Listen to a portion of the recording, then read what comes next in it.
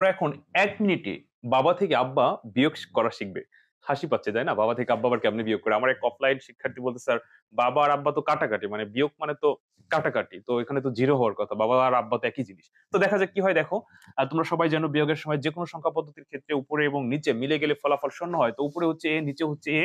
তো ঘটনাক্রমে হচ্ছে শূন্য। যে সংখ্যাই থাকুক নিয়ম কিন্তু একটাই। উপরে নিচে মিলে গেলে বিয়োগের সময় শূন্য হয়। আবারও উপরেও B, নিচেও B, ফলাফল আবার শূন্য। বাট এখানে আমরা দেখতে পাচ্ছি উপরে A, নিচে হচ্ছে B। তো তোমরা জানো A মানে হচ্ছে ১০, B মানে হচ্ছে ১১। তো নিচে বড়, উপরে ছোট। বিয়োগের ক্ষেত্রে যদি উপরে ছোট হয় তাহলে বেস সাপোর্ট দেয়। এই ১৬ এখানে এসে সাপোর্ট দিবে। তাহলে কত হবে বলতো? ২৬। তো ২৬ থেকে এবার ১১ বাদ দিলে কত হয়? ১৫। সরাসরি ১৫ লেখা যায় না। সরাসরি ১৫ মানে হচ্ছে F।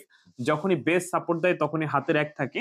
তো নিচে A মানে ১০ আর ১১, উপরেও B মানে ১১। তো নিচে উপরে মিলে গেলে শূন্য, অর্থাৎ ২২ লিখলে হয়, না লিখলে হয়। তো সঠিক আনসার হচ্ছে বাবা থেকে আব্বা বিয়োগ করলে F ০, ০ আশা করি তোমরা বুঝতে পারছো।